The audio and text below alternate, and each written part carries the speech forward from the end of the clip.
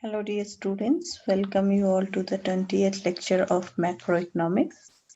And today we are going to discuss some key terms related to inflation, and we will see that how inflation affects the various categories of a society and what are the causes of inflation. So first let's start with Consumer Price Index CPI. So let's first see what is CPI. So it is a comprehensive measure which is used to estimate the price change in a basket of goods and services. So basically, it is a measure to find out the inflation, how the prices of goods and services, or we can say the basket of goods and services prices are changing. So its calculation involves the uh, estimation of different categories and subcategories.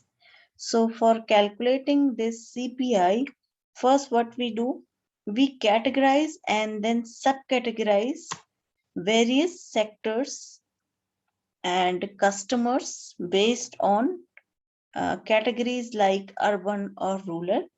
And based on these categories, we then further categorize into subcategories. Okay, so with like first of all, what we are doing, we are making the categories based on rural and urban, and based on these indices, the sub indices obtained, and finally the overall index of prices is calculated, and mostly it is done by National Statistics Agency.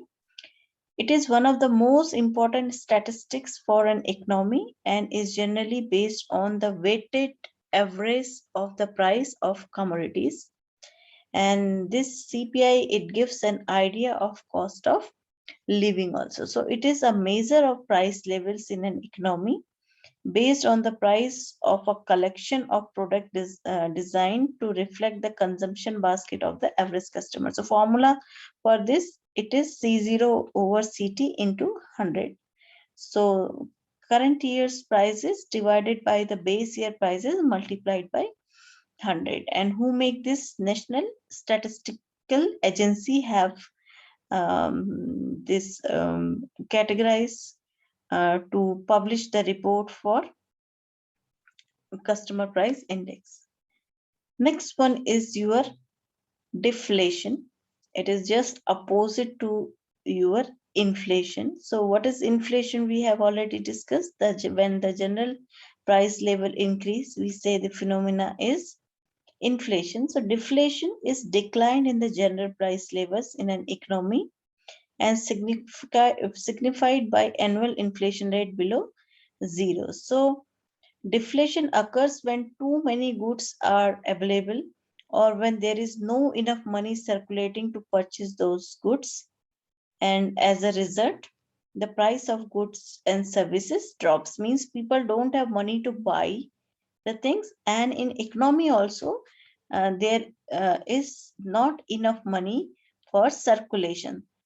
So I believe you people think that this is a very good condition. Prices of goods are not increasing. So, my dear students, it is not a very good condition. Deflation, as inflation is very harmful for economy, similarly, deflation is also very scary condition for an economy. So it says that 2 to 3% of inflation is considered as good inflation. Okay, inflation rates, if it is zero, that is also very risky condition. Okay, so what will happen if money is not circulating or people don't have money? Then new industries will not be developed, people will not get jobs, they will be thrown out, and there will be massive unemployment. Okay, to overcome from this situation, again the authorities in India, that is RBI, will come in between, and they will take measures to inject money in the economy. So deflation is also very harmful situation or risky situation for an economy as inflation. Next is disinflation. Disinflation is a fall in the rate of inflation from 5 to 2%. Prices are still rising, but at a slower rate. So prices are decreasing with a slower rate. It is not like sudden drop of prices are happening. Slowly the prices are decreasing. So this is also a very good condition, disinflation for an economy.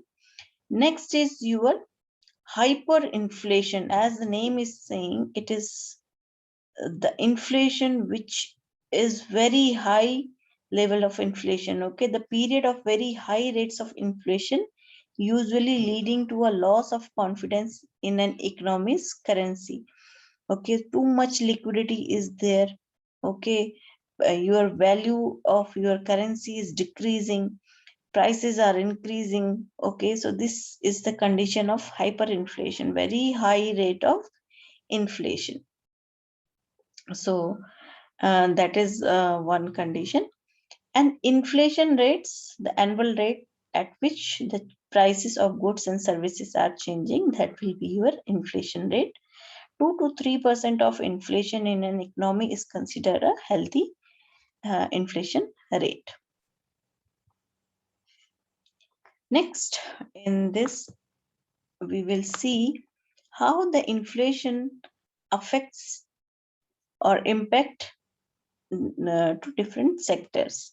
So impact of inflation on debentures and creditors are there, because during periods of rising prices, debtors gain and creditors lose. Okay, so who is giving debit, they will be on profitable side, and those who are creditors, they will be on another, they will lose the things. Okay, salary person, obviously your fixed salary is there, but interest rates are very high, so you will lose in that. Wages earners also, fixed income groups. So for all of them, if inflation is increasing, they will be they will suffer a lot, because their income is fixed. Whatever they are earning, that is one thing, but inflation rates are very high, so value of whatever they are earning, it is going down.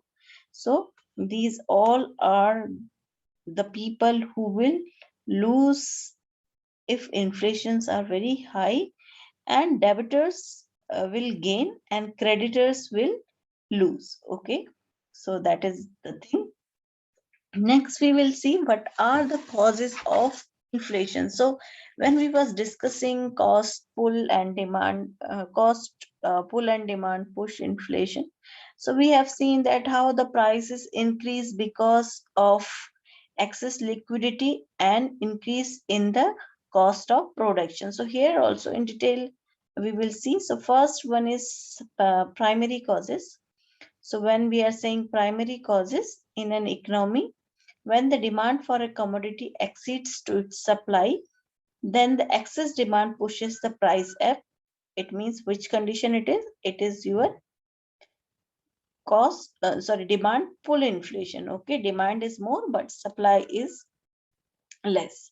So because of that also prices increase. Second one is increase in public spending. So in modern economy, government spending is an important element of total spending. Government in spending, we have learned when we was discussing the GDP. So GDP, we have seen that government also do a certain kind of expenditures. Okay, so like salary of their staff, or maybe hospital, manufacturing, road transportation. So in these forms, government do expenditure. So government expenditure is also increasing, and it is very important element of total spending. So as the government spending will increase, so more and more liquidity will be there in the market, and because of that, the prices of goods will increase. Third one is deficit financing of government spending.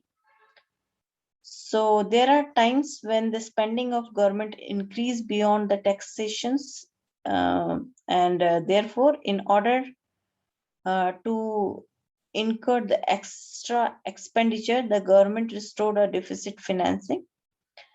Another is population growth. So hoardings, people start hoarding the money, and because of that, cost pull inflation occurs. Sometimes genuine shortage is also there, because of that prices increase. And exports, in an economy, the total production must fulfill the domestic as well as the foreign demand.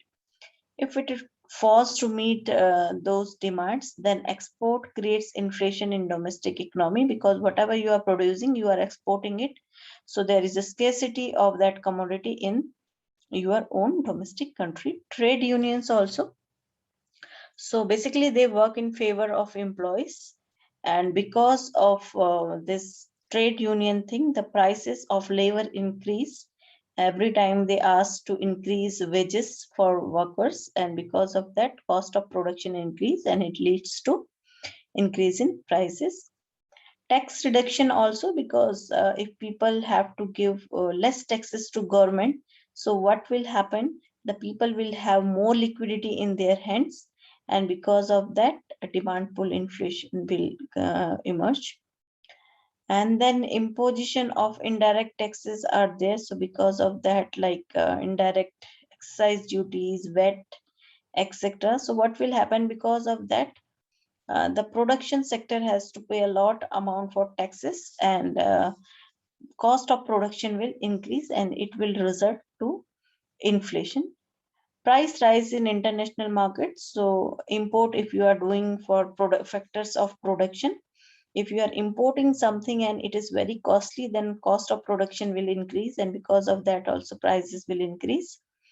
And sometimes non-economic reasons, for example, if there is a flood, then all the crops will be destroyed, and this reduce the supply of agriculture products, leading to increase in the price of the commodities. Okay, so these are some possible causes of inflation. Basically, both all these factors are related to either your cost push inflation or demand pull inflation. So in the context of that, if you will implement it, you will be able to understand these causes more clearly. So I hope these causes are clear for you people. So this is all for today's lecture. Thank you so much for watching. If you have any query, you can ping me on WhatsApp. I will solve your query there. Thank you for watching the video.